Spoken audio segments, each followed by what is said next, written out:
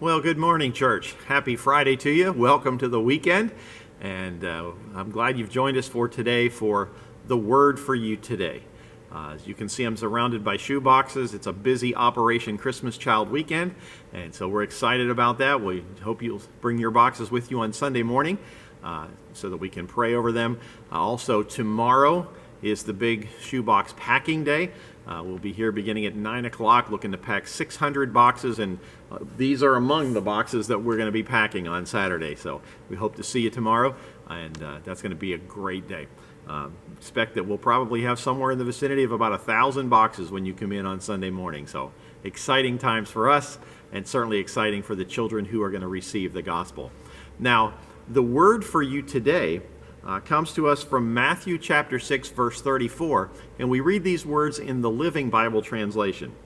Don't be anxious about tomorrow. God will take care of your tomorrow too. Live one day at a time.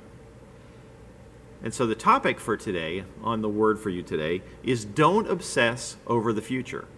Now, that can be hard for people like me, and I'm sure a lot of you. We're constantly worrying about what's down the road. And as we read in our devotional this morning, the story is told of a clock that spent a great deal of time worrying about its future. It reasoned that it had to tick twice each second. How much ticking might that be? The clock thought and began to calculate, and it figured out that it would tick 120 times every minute, which is 7,200 times every hour. That meant in a 24-hour day, that clock would tick 172,800 times. And over the course of a year, 63,072,000 ticks. By this time, the clock began to get overwhelmed, and it began to sweat profusely. Finally, it calculated that in a 10-year period, it would have to tick 630,720,000 times. And at that point, the clock collapsed with a nervous breakdown. Now, psychologists tell us that about 95% of all the things that we worry about never happen at all.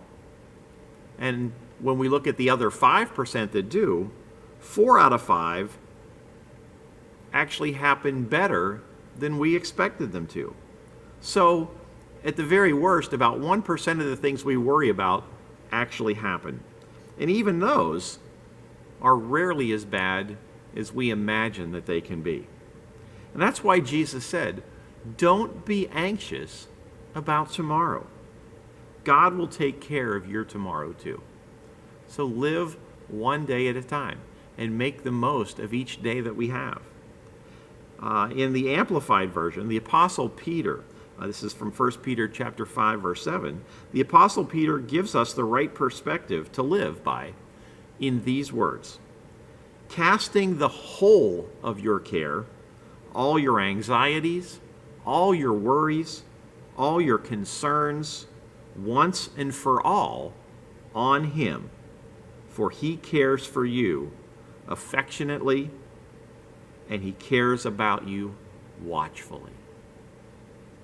Cast your cares on Him, on Jesus, because He cares for you, because He cares for all of us. So the word for you today is don't obsess over your future. Now for me, I've always been a countdown kind of person. I think back to when I was in high school. In the band room, we had a sign that every day we would change the sign as to how many days were left until summer vacation. And so you'd walk in on the first day of school, and I would write on the board, 179 days until summer vacation. And every day in the morning, I would go in and I would change that. And I would also write down some kind of an inspirational saying or a funny quote that we could look at to help us through the day. But I did that every day. Deb had a piano student. He was an elementary school student, and she was giving him piano lessons.